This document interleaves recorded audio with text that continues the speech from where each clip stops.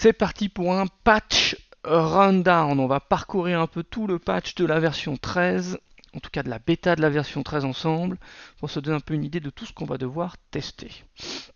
Premièrement, c'est une Vim Software Appliance, d'accord? C'est un ISO de la version 13 qu'on doit installer sur une machine physique ou une VM.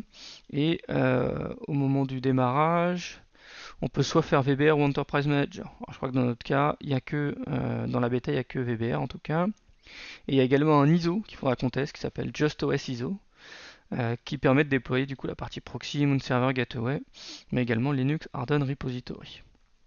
Ok, je vous invite à regarder le live où je fais toute l'installation de l'appliance.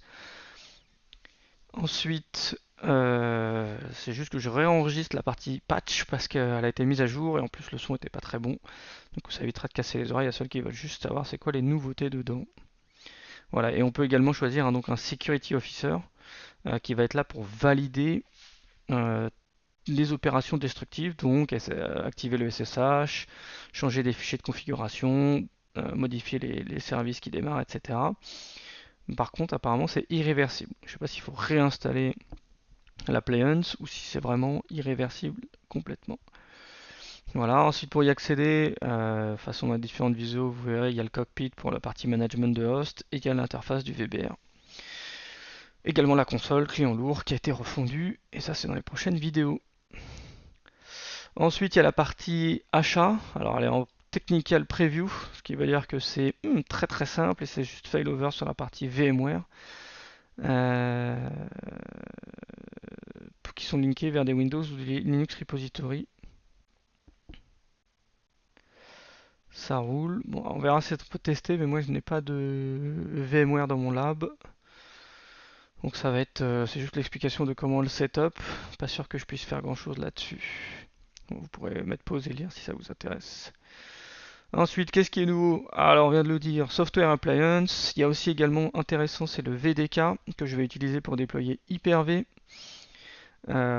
puisque ça permet directement d'aller installer les certificats et ensuite de ne pas avoir besoin d'accéder aux shares et choses comme ça. Ensuite, et oui, on a du FLR et du Moon Server sur Linux. Donc ça fait plaisir de pouvoir garder du coup le serveur VBR comme étant le Moon Server, mais également le Harden Repository. Non, il n'y a toujours pas de Moon. À voir s'il y a le Moon Server sur le Harden Repository. Je suis pas sûr, je pense pas. Ensuite, file system, file fencing, ça c'est cool. On peut pas parcourir tout, les nœuds et toutes les infos de tous les serveurs depuis le console VBR, c'est limité. Dans la partie isolée, refresh de l'interface, vous allez voir, refresh de lui, vous allez voir. Alors dans ce build, il n'y a que Hyper-V, Linux, Windows Host, voilà, créer des repositoires, des proxys, mais il n'y a pas. J'avais besoin du client lourd pour tout ce qui va être Proxmox, tout ce qui va être standalone Object Storage par exemple. Voilà, il y a plus de détails dans les job view, ça c'est cool. Vim Intelligence, elle est dispo dans la Web UI, ça marche.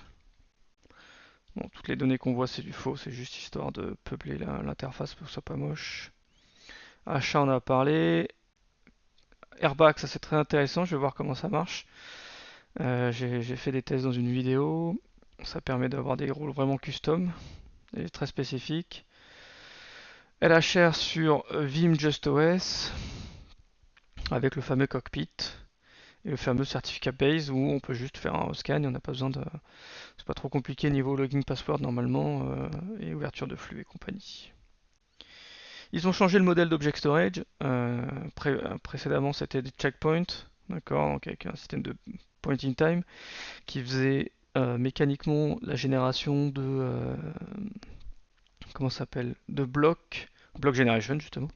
Et du coup, ça semble être changé puisque cette fois-ci, on va passer sur un modèle restore point et qui va appliquer uniquement l'immutabilité sur les restore points. Donc ça va éviter d'avoir des jet backup chain, storage et API cost à voir à l'usage. Bêta également Instant Recovery to Azure. Alors ça va être plus dur à tester parce qu'il va falloir avoir un blob storage ou du Vault pour pouvoir faire un Instant Recovery dans Azure, mais on va voir ce qu'on peut faire. Les Enterprise Apps, elles vont direct sur de l'Object Storage. Donc ça c'est pratique pour pas mal de scénarios en Enterprise où on veut faire de la sauvegarde directement.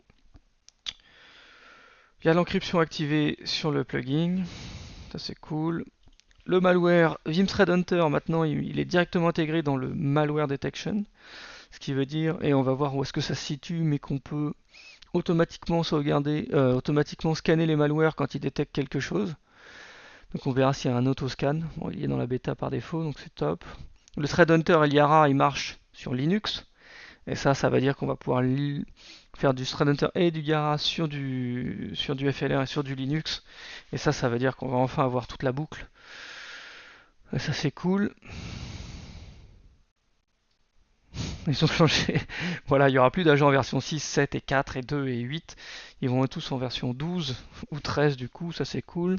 Le VDK, j'en ai parlé juste avant. Je vous laisserai lire si ça vous intéresse. Voilà, Daily Attention, synthétique, ok.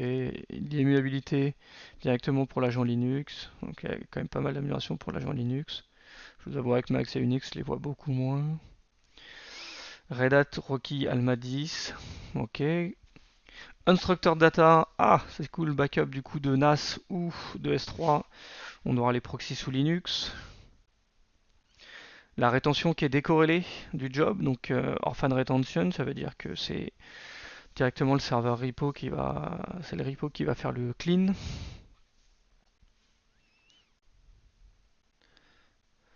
Tape, GFS Media Pool support for file to tape.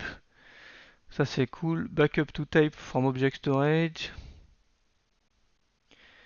Et create a synthesis full backup for any backup chain in simple media mode. Ok, je suis pas expert en tape. Et Proxmox, il y a la partie, donc c'est toutes les nouveautés qui étaient du KB 4701 que vous avez déjà dans la 12.3.1, notamment le Open vSwitch, non-root access, etc.